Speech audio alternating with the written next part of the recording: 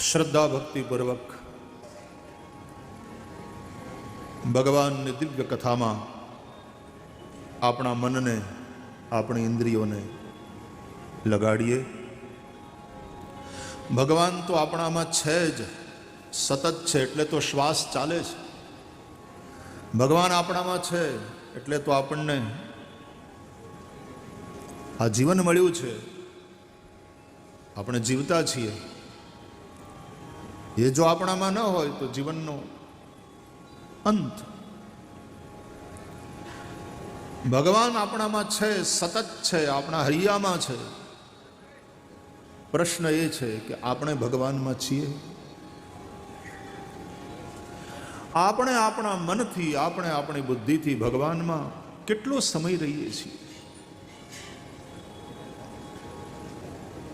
ભગવાન કહે છે ભગવદ્ ગીતામાં, તું મન મારામાં લગાડ, તું બુદ્ધિને મારામાં પરોવ. બુદ્ધિ આપણી ભગવાન પરાયણ થાય, મન ભગવાનમાં ચોંટેલું રહે, તો ભગવાન કહે છે એનું પરિણામ એ નીકળશે કે નિવસિષ્યસી મય્યેવ, તું મારામાં જ રહીશ. ભગવાનમાં રહેવું એનો અર્થ આનંદમાં રહેવું, કારણ ભગવાન આનંદ સ્વરૂપ છે. ભગવાનમાં રહેવું એનો અર્થ હર પલ ઉત્સવમય રહેવું, કારણ કે જ્યાં આનંદ છે ત્યાં સદા ઉત્સાહ છે, ઉત્સવ છે. ભગવાનમાં રહેવું એટલે પરમ શાંતિમાં રહેવું, કારણ કે ભગવાન શાંત સ્વરૂપ છે. શાંતાકારમ ભુજગશયનમ પદ્મનાભમ સુરેશમ. મને દુનિયામાં એવો માણસ બતાવો જેને આનંદ ન ખપતો હોય, જેને સુખ શાંતિની ઈચ્છા ન હોય. આવો કોઈ માણસ બતાવો. એ મંદિરે જતો હોય કે ના જતો હોય, પણ એની આંતરિક જે માંગ છે, આંતરિક જે જરૂરત છે, એ નિત્ય આનંદ, નિત્ય શાંતિ, નિત્ય સુખની છે. એ નિત્ય આનંદ, નિત્ય સુખ કે નિત્ય શાંતિ, એનું બીજું નામ ભગવાન.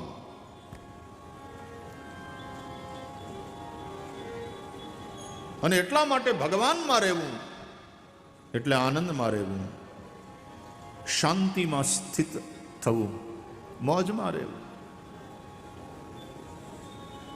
તો બે વાત બહુ સ્પષ્ટ સમજાય એવી છે કે ભગવાન આપણામાં છે. ઈશ્વર સર્વભૂતાનામ હૃદ્દેશેર્જુન તિષ્ઠતિ. પ્રાણી માત્રના હૃદયમાં ભગવાન રહેલા છે, ને એટલા માટે તો આપણા શ્વાસ ચાલે છે. આપણે સૂઈ જઈએ, આપણે ગાઢી નીંદરમાં હોઈએ ત્યારે પણ આપણું હૃદય ધડકતું રહે છે, આપણા શ્વાસ ચાલતા રહે છે, કારણ ભગવાન આપણામાં છે, આપણા હૈયામાં બેઠો છે. અને વાલા, ભગવાન આપણામાં છે એનો મતલબ એમ થાય કે આપણે હાલતું ચાલતું મંદિર છીએ. શરીરમ ગૃહમ આત્મા ત્વમ ગિરિજા મતે સહચરા પ્રાણા શરીરમ ગૃહમ.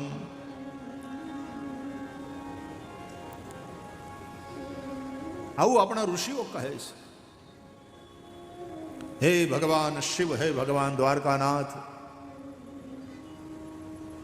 તમે જ મારો આત્મા છો. આત્મા સો પરમાત્મા, એવું આપણે કહીએ છીએ. હે શંકર, આ ગિરજા આપની અર્ધાંગિની ભવાની, એટલે મારી મતિ, બુદ્ધિ. બુદ્ધિ ભગવાન શિવને આપવી, બુદ્ધિ ભગવાનમાં લગાડવી, એનો મતલબ એમ થાય કે આપણે મતિરૂપી કન્યાનું દાન ભગવાનને કરવું.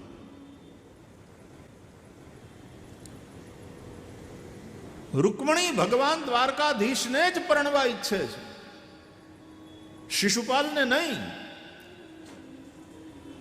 શિશુપાલ એટલે સંસારના લૌકિક વિષયો.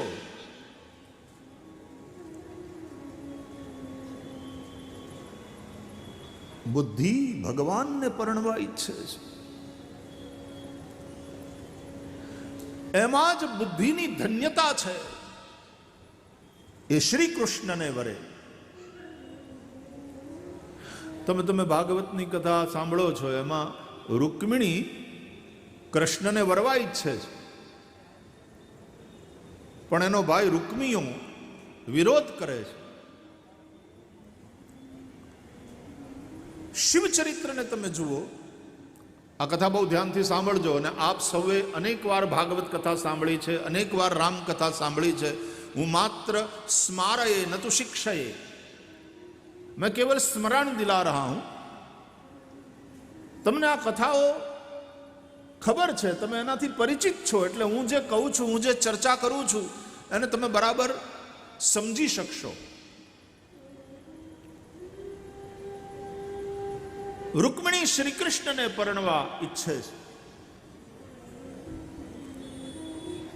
રૂકમિયો રૂક્ષ્મણીનો ભાઈ વિરોધ કરે છે.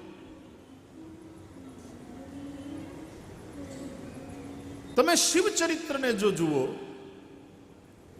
તો સતી શંકરને પરણવા ઈચ્છે છે, પણ પિતા દક્ષ વિરોધ કરે છે. કોઈક વિરોધ કરે છે.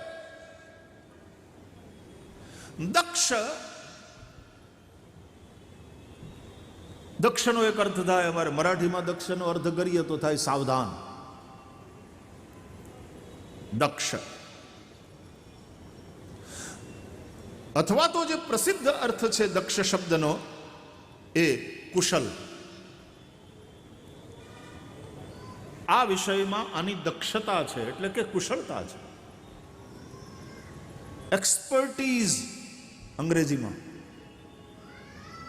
He is expert. દક્ષ.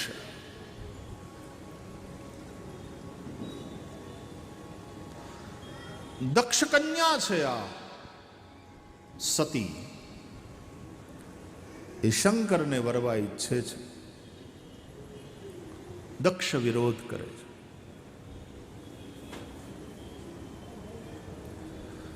મતીને ભગવાનમાં લાગવું છે, કારણ કે એમાં જ મતીની ધન્યતા છે. વાલા, બુદ્ધિમાન હોવું એટલે શું? એ જ ખરા અર્થમાં બુદ્ધિમાન છે જેણે પોતાની બુદ્ધિ ભગવાનને આપી, ભગવાનમાં લગાડી.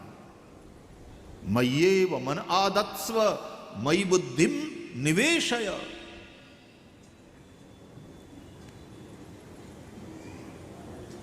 ભગવદ્ ગીતામાં ભગવાન શ્રી કૃષ્ણ કહે છે, દદામિ બુદ્ધિ યોગમ તમ યેન મામ ઉપયાન્તિ તે.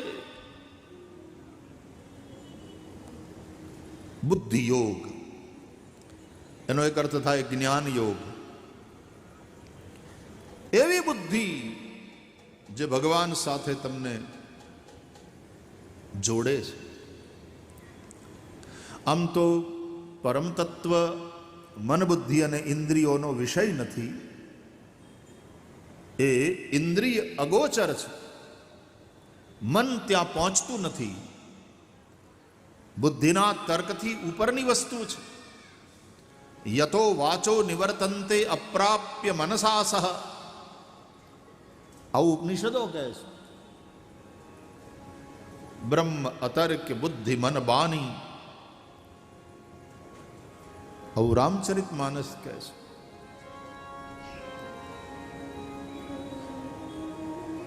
પણ એ બુદ્ધિ ભગવાનમાં લગાડવી, ભગવાનમાં પરોવવી, ભગવાનને સોંપવી, એમાં બુદ્ધિની ધન્યતા છે.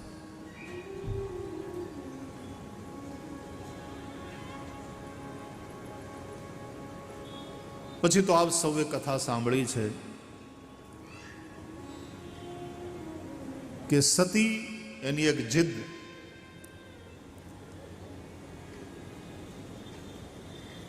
બ્રહ્માજી સતીના દાદા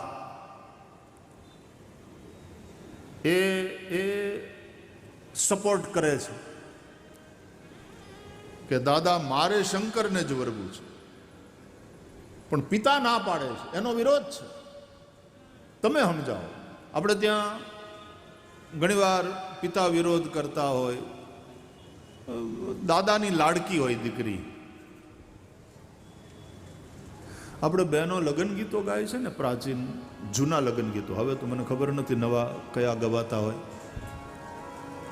પણ એ પ્રાચીન લગ્ન ગીતોમાં જે કન્યાના લગ્ન લેવાના હોય એ કન્યાના મનોભાવનું ચિત્રણ કરતું એક લગ્ન ગીત છે કે ઊંચા ઊંચા રે દાદા ગઢડા ચણાવો, ઊંચા ઊંચા રે દાદા ગઢડા ચણાવો, અને થી ઊંચા રે ગઢના કાંગરા, એથી ઊંચા રે ગઢના કાંગરા, ગઢડે ચડીને બેની રૂક્ષ્મણીએ જોયું, આ કેટલેક આવે રે વરરાજીઓ,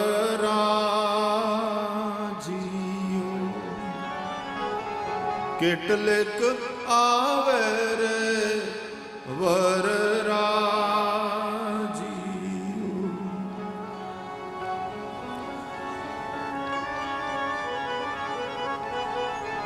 માં છે ને એ દીકરીની ગુરુ છે. માને પ્રેમ પણ બહુ કરે દીકરી, પણ માં કડકાઈથી વર્તે દીકરી હારે, બાપ કડકાઈથી વર્તે દીકરા સાથે, કારણ કે દીકરાનો ગુરુ બાપ છે.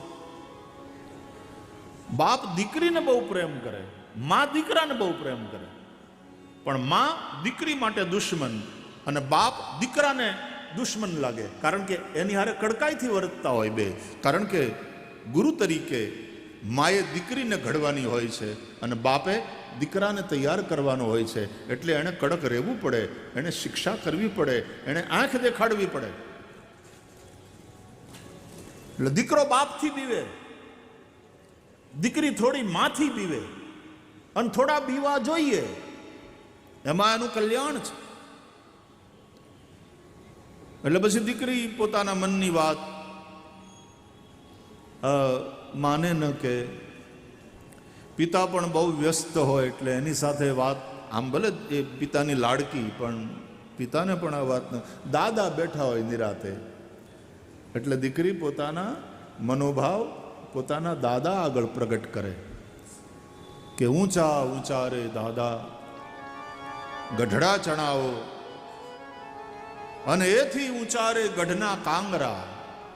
કેમ તો મારે એના ઉપર ચડીને જ્યારે જાન આવતી હોય ને ત્યારે જોવું છે, કેટલેક આવે રે વરરાજીઓ. જૂના વખતની વાત, એમાં તો આવી રીતે પેલા ઇન્ટરવ્યુ થતા ને મળતા ને, we are seeing each other since last 4 months, એવું બધું હતું નહીં ને. અને પછી પાછા મા બાપ પૂછે કે એણે પ્રપોઝ કર્યું કે નહીં, હવે 4 મહિનાથી તમે મળો છો, હજી પ્રપોઝ નથી કર્યું. આ અત્યારની એક આપણી પદ્ધતિ થઈ ગઈ છે. એ હારી કે ખરાબ એની આપણે ચર્ચામાં નથી જવું, જે છે તે છે.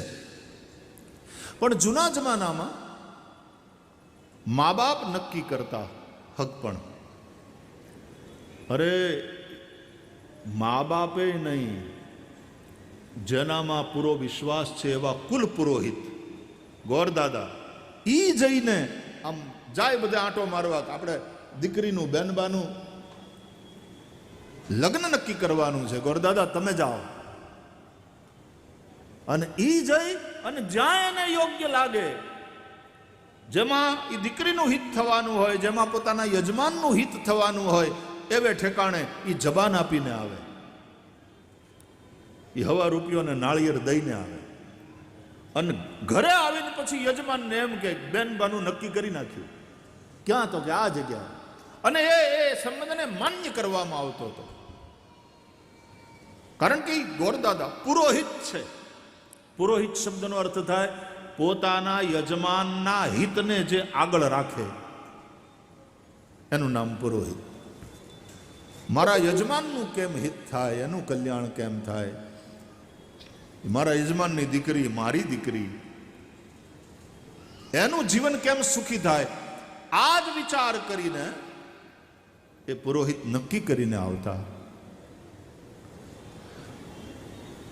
એટલે દીકરીએ પોતાના થનાર પતિ, પોતે હવે જ્યાં સાસરે જવાનું છે એ ઠેકાણું, એ કુટુંબ, એના વિશે અલબ જલબ સાંભળ્યું હોય.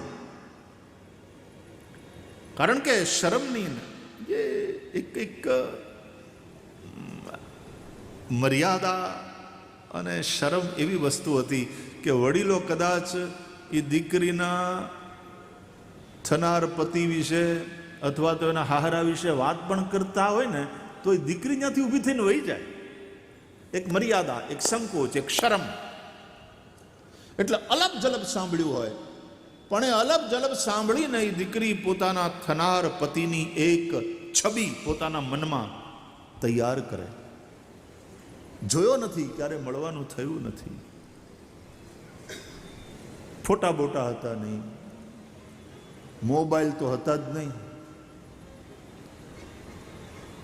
કે વ્યવહાર થયા તરતો તરત ઓલો જ મોબાઈલ લઈ દે અને ગિફ્ટ કરે, એવું તો કંઈ હતું નહીં.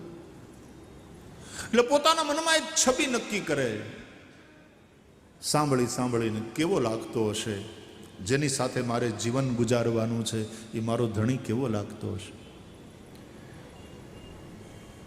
લગ્ન લેવાઈ ગયા છે, બસ જાન પહોંચવામાં છે, અને એ દીકરી એના મનોભાવ વ્યક્ત કરતું કેટલું સરસ ગીત છે આપણું જૂનું કે દાદા ઊંચા ઊંચા રે દાદા ગઢડા ચણાવો, અને એથી ઊંચા રે ગઢના કાંગરા, ગઢડે ચડીને બેની રૂક્ષ્મણીએ જોયું. જે દીકરીના લગ્ન હોય એના નામ લઈ લઈને બેનો ગીત ગાય કે કેટલેક આવે રે વરરાજી વરરાજીઓ.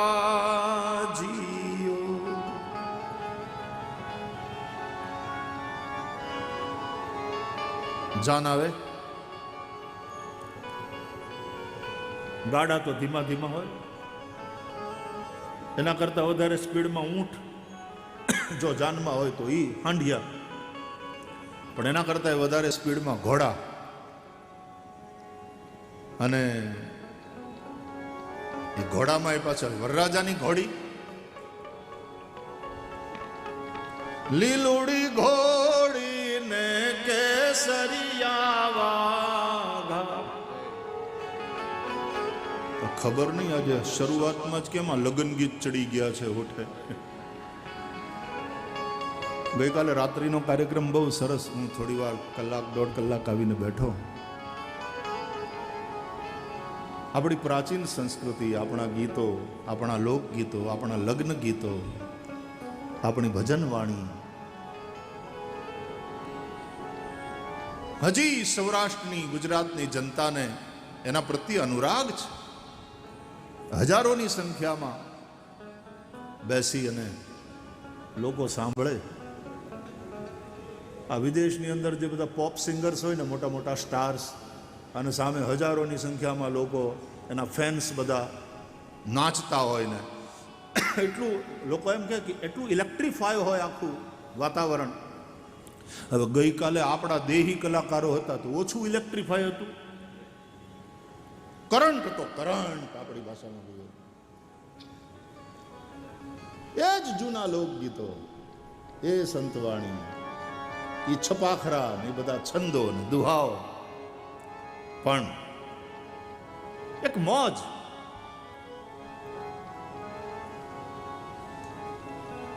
લીલુડી ઘોડી ને એના કેસરિયા.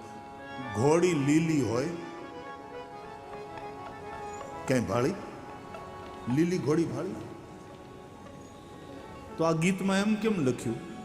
લીલુડી ઘોડી અને એના કેસરિયા વાઘા.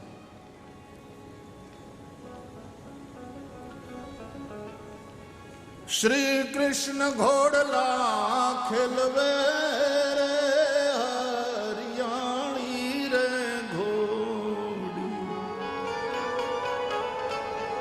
લીલુડી ઘોડી અને એના કેસરિયા વાઘા.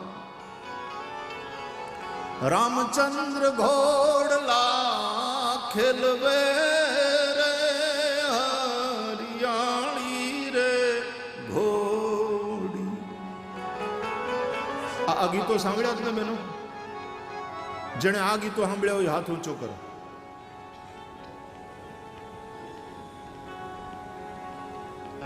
કે બહુ જૂના છે. હવે ગવાય છે? ગવાયતા ગવાતા તો તમે ન સાંભળ્યા હોત. અત્યારની કોઈ દીકરીઓએ હાથ ઊંચા ન કર્યા. એ ગંગાના પાણીમાં વયું જાય બધું, સબઈની ગંગામાં. આવા ગીતો બચાવી રાખજો. ઘોડી લીલી હોય પણ આમાં લખ્યું લીલુડી ઘોડી અને એને કેસરિયા વાઘા. એટલા માટે આટલા બધા ઘોડા હોય, એમાં ભાઈઓ અને મિત્રો અને બધાની સાથે વરરાજો. જાનમાં ઘોડા કેટલા? તો 30, હાંડિયા 15, ગાડા 45, જાડેરી જાન.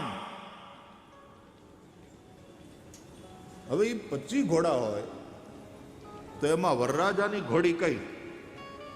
હારામ હારી હોય, કેસરિયા વાઘા હોય ને આમ આગળ લીલું ફૂમતું એને હોય. એટલે એ ઓલો લીલો કટકો બાંધ્યો હોય ને આગળ, એનાથી ખબર પડે કે આ વરરાજાની ઘોડી. માટે લીલુડી ઘોડી અને એના કેસરિયા વાઘા. અને ઓલી દીકરી ગઢની માથે ચડે, આમ નેજવું કરીને જુએ ઉત્સુકતાથી કે મારો મનનો માણીગર કેવો હશે. કેટલેક આવે રે વરરાજીઓ. એમાં 15-20 ઘોડા દોડતા દોડતા આવતા હોય. ધૂળની ડમરી ચડી હોય અને એમાં પછી ધૂળની ડમરી થોડી હેઠી બેસે એટલે આ લીલુડી ઘોડી જે છે ને એ વરરાજાની ઘોડી. અને એના ઉપર માથે સાફો ને એમાં પીછી કે વરરાજો ખભે ખેસ ને શોભતો હોય. એ દૂરથી જુએ કન્યા, એ જોઈને તરત cut cut cut cut cut પગથિયા ઉતરે. દાદા બેઠા હોય ને ત્યાં જઈ, કારણ કે દાદાની લાડકી, ત્યાં લાડ કરે. દાદા, હા બેટા, મારે નથી પરણવું. એ ગાંડી, હું બોલે તું? મારે નથી લગ્ન કરવા. અરે બેટા, માંડવો ન ખાઈ ગયો, મહેમાન આવી ગયા, હવે આ બસ જાન આવવામાં છે, હમણાં હામૈયા થાય. હવે તું ના પાડે કે ના મારે નથી પરણવું. કેમ? વાંધો શું છે? કે વરરાજો કાળો છે, ભીનેવાન શ્યામ છે, કાળિયો ઠાકર. રામ શ્યામ હૈ, કૃષ્ણ શ્યામ હૈ. વરરાજો કાળો છે. અત્યારે ગોરી એન્ડ ફેર સ્કિન હોય ને એનું બહુ મહત્વ છે. એટલે બોલું હું કઈ હું ફેર એન્ડ લવલી હું કહેવાય એને, એનું બહુ હાલ્યું છે હમણાં. કે વરરાજો કાળો છે. એટલે દાદા હસી અને દીકરીને ગાલે હાથ ફેરવી, અરે મારી દીકરી બેટા કાળો નથી. અરે કે પણ મેં જોયું ને ગઢ ઉપર ચડીને કાળો છે. એટલે દાદા કે નહીં બેટા એવું નથી, ગોર દાદાએ કીધું હારો છે, દાદાએ કીધું હારો છે, પણ તને કાળો દેખાણો હશે એ વાત સાચી, તું ખોટું નથી બોલતી, મને ખબર છે, પણ તને કેમ કાળો લાગ્યો ખબર? કે ઘોડલા ખેલવતા રાયવર રજે ભરાણા, ઘોડલા ખેલવતા રાયવર રજે ભરાણા, તેને કારણીએ રાયવર શામળા.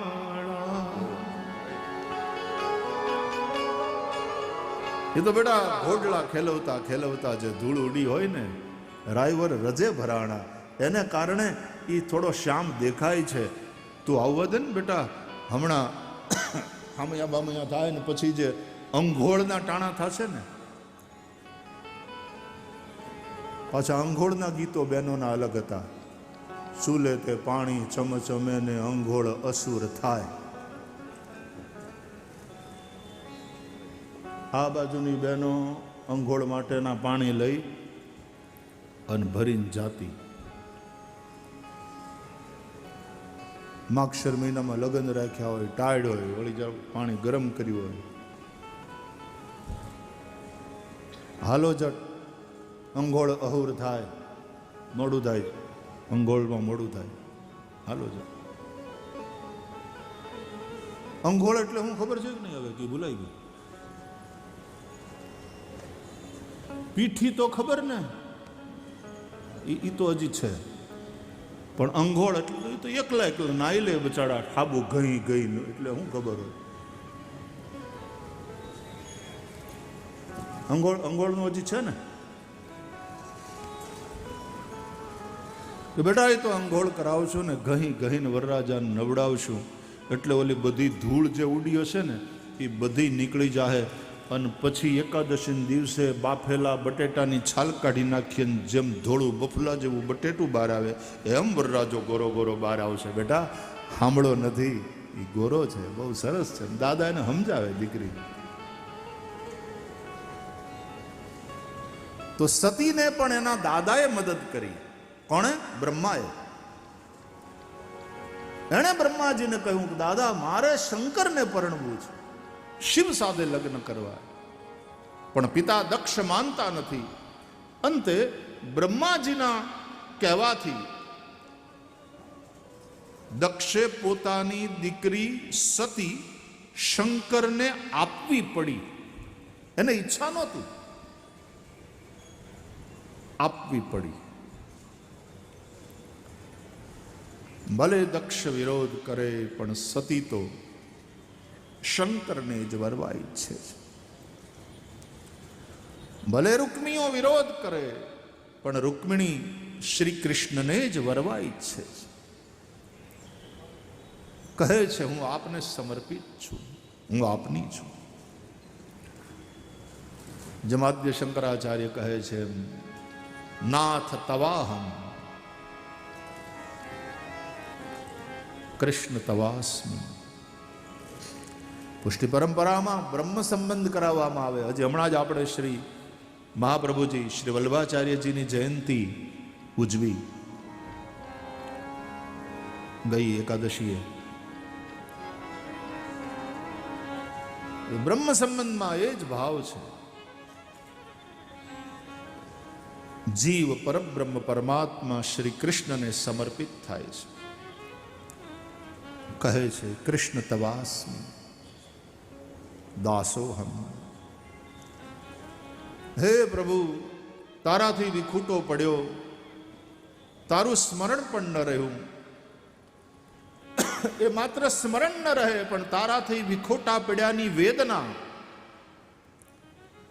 વિયોગનો તાપ એ જેનો તિરોભાવ થઈ ગયો છે. કારણ કે એ વેદના મને નથી રહી.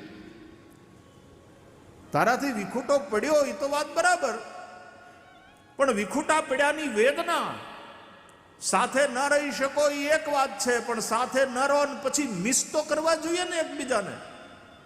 કમસે કમ મેસેજ આવે કે મિસ યુ, તો પ્રેમ છે.